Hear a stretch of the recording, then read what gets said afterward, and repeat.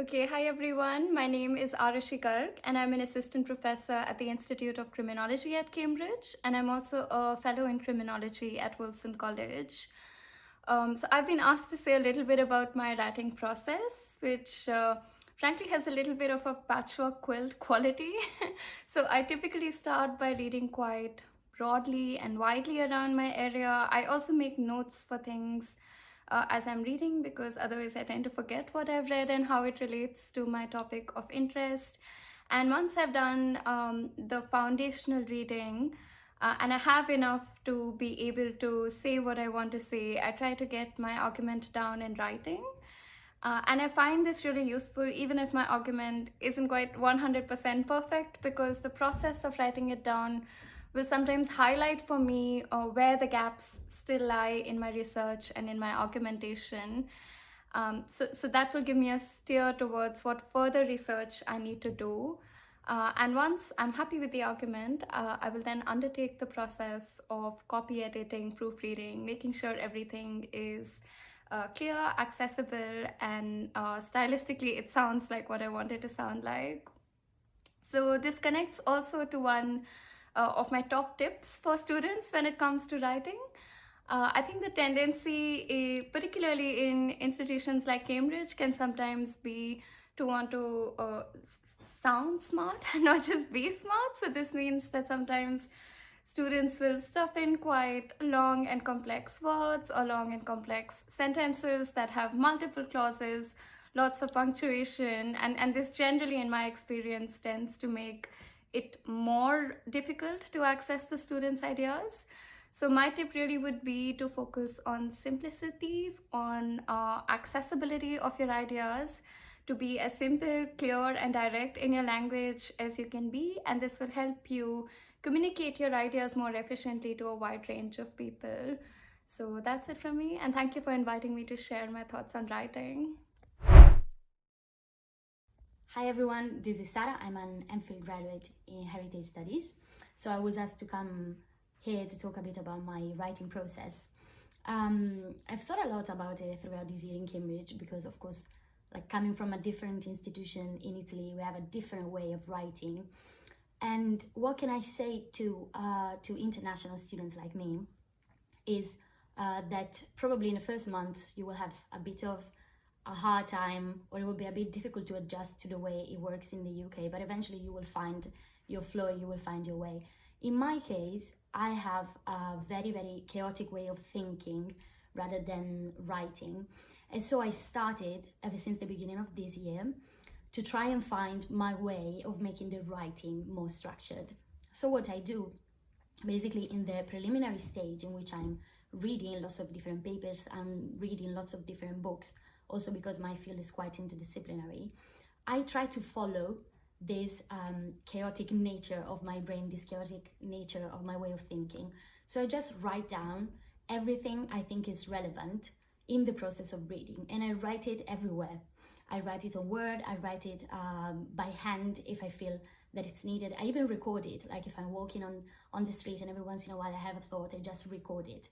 And then at the end of this chaotic process of trying to put the thoughts outside of my mind, then it starts the structure part, which is quite important because you need to put those chaotic thoughts into something that can be understood by others. And this is all the writing process. And what do I do to kind of connect these two parts, these two different processes?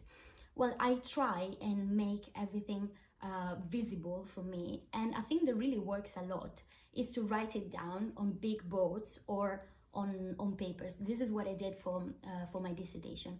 So basically I just wrote everything down after I collected all those thoughts that I collected throughout several weeks, several months. I just wrote everything down for me to be able to see it. And once it was there, I was able to pinpoint my main arguments. And only as a last moment, before starting the writing process, I was able to connect all these points and to make a compelling argument. So this part of writing down the thoughts and make them structured before writing is absolutely crucial to me. And if you have the same way of thinking, the same chaotic way of thinking, it's a good way to make the chaotic thoughts become something that is structured, become something that is written and can be well understood by others. I hope this is helpful if you have the same way of working, and good luck with your writing process. Hi there, I'm Dr. Rachel Holmes. I'm a college assistant professor, director of studies, and fellow in English here at Wolfson. I'm here to talk to you about my academic writing practice as part of Academic Writing Month. And to give you a general rule, I'm an English literature specialist. I work on early modern European literature and law. And at any given time, I'm working on a monograph project and maybe one or two chapters or articles, perhaps a book review. And it's really difficult, as I'm sure you found as well, to juggle that alongside other responsibilities or jobs or whatever that might be. So my average writing day is actually quite limited in that I normally try to squeeze it in before I go in to my job. So my work is kind of a separate thing, I suppose. So I use Scrivener. I don't know if you've tried that. I find it much more flexible than Microsoft Word, and it's a different space mentally than Word, so that I can go into there when I'm doing my writing. It's kind of like going to a coffee shop for me or something. It's a different set of tools. And I'll normally write for a maximum of 2 hours in a day, perhaps as little as 30 minutes. And the best piece of career advice I was given in that way, in terms of how to fit in writing, was to, even if you can only do half an hour of jotting a few ideas down, writing a sentence, even writing a note to yourself that says, oh, what do I need to say here to move yourself forwards? Just squeeze that in, because much like the tortoise in the famous parable, you'll get there in the end. In terms of a bit of advice, in terms of your own writing, whether you're a student undertaking a dissertation alongside your classes, or perhaps you're established and you're dealing with longer term projects yourselves, I would say less is more. And I don't mean in terms of word count, I mean in terms of time. So the most productive I've ever been was when an author friend of mine said, well, I only write for 2 hours a day. So I tried it, and paradoxically, it made me much more productive than I'd ever been. Hi, I'm Matt Farr. I'm a Philosopher of Science at the University of Cambridge. I'm an Associate Teaching Professor in the Department of History and Philosophy of Science, and I'm a Fellow and Tutor at Wolfson College. So I've been asked to speak to you a bit about my writing process. So as a Philosopher of Science, the first thing that I find is that choosing a topic to work on is sometimes the easiest and sometimes the hardest thing to do. It's not always something you can kind of just find by thinking too much. Sometimes ideas will just come to you, and you'll come across a question if you're having a coffee in a nice cafe, or if you're out for a run, if you're reading someone else's work and something kind of just irritates you and you feel like something's not being properly addressed. That's often the first route in to writing a paper. So once I have an idea or something that I want to follow up, the next thing is usually to find what has been addressed in the literature so far. You know, going online, looking at a Google Scholar, finding a list of papers, reading around, seeing what the state of play currently is. Have my questions been addressed or not? If they have been addressed, am I happy that they've been addressed enough to kind of answer my original kind of explanatory itch? Or is there something that's still outstanding that I think I could add to that? So with researching the literature and getting to know it, what I find is this reading is obviously the most helpful thing, but not just reading things once, reading them many, many times, reading follow-up articles, reading things that you find in bibliographies and so on, finding a little paper trail. And after you feel you've read enough, I will often just take time away from people's work, from the computer and so on, and literally just sit down in a place where I'm likely to be able to get engaged. For me, that's often a noisy cafe or something like that, with my headphones on, sit down with a pen and paper and work out what is the state of play, what have people argued. And this is a way of trying to kind of really understand the main points, try to understand them in my own way. How much can I reconstruct a particular argument? And by doing this, trying to get things in as simple a form as possible, that's often, I find, the best way to test your own understanding.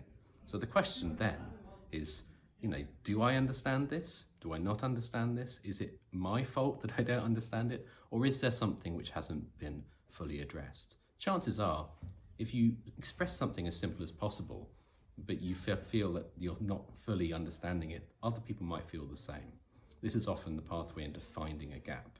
And a gap is something that you want to try to, fill by writing new work. So when it comes to actually then producing a paper, producing a new article, a new argument, I never find that sitting down and just writing is the best approach. I think of a paper really as a set of points put together in the form of an argument. Now, this is something which is really quintessentially philosophy, right? Philosophy aims at producing arguments. Other disciplines is not really always following this particular style. But in philosophy, I find that a good paper can be broken down into bullet points. It has a simple spine, it has a skeleton, and the actual writing process is finding out what this skeleton is. Can I produce a series of points that together collectively make an argument?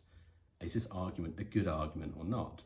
And once I kind of settle on that, then writing is a matter of just sort of adding flesh to the bones, turning bullet points into paragraphs, turning collections of paragraphs into sections and things like that.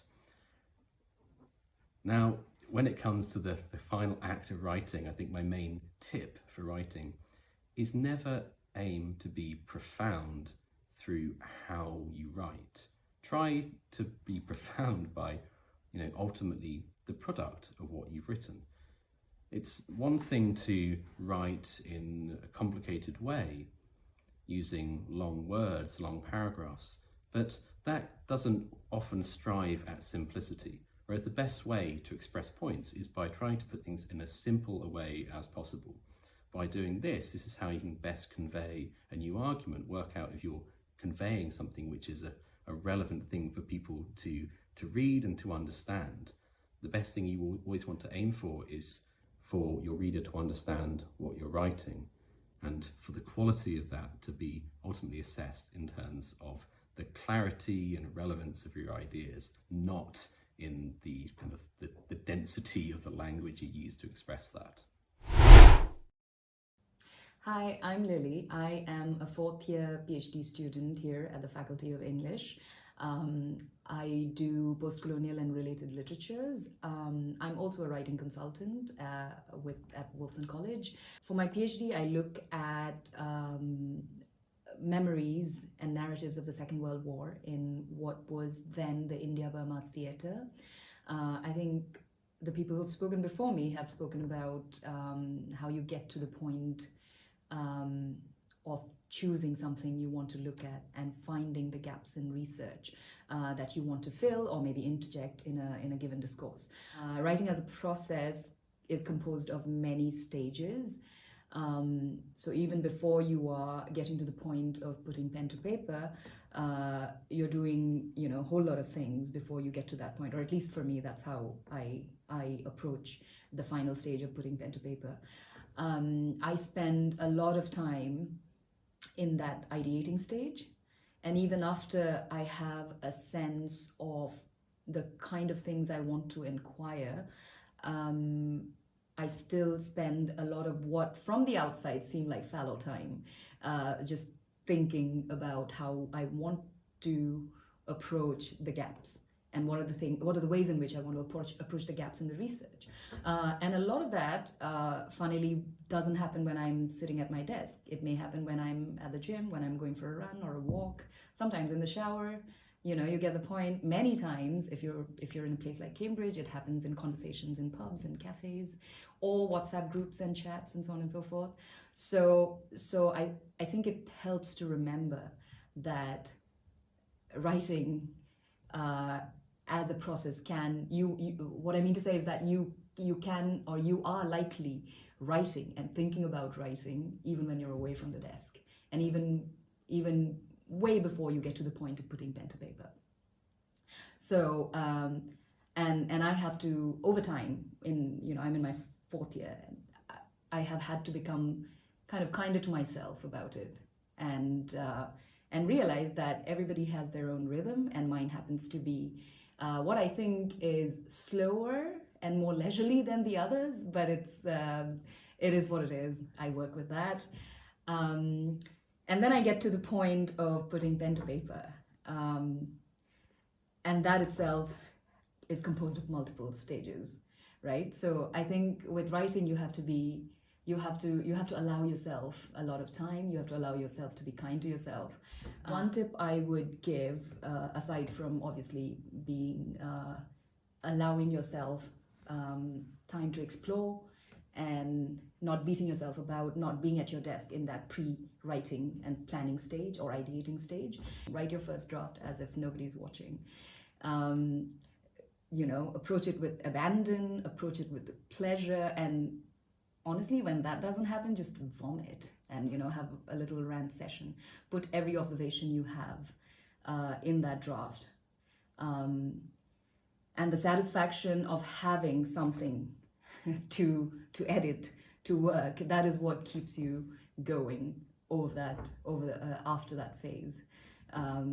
So yeah, I think the magic of beautiful writing, everyone says this, comes from editing, and editing again and again and again. So really the secret here is, I think, to approach your first draft and have a first draft and not really be, to kind of police your perfectionist tendencies and again, write with abandon. Write your first draft with abandon. That's the tip.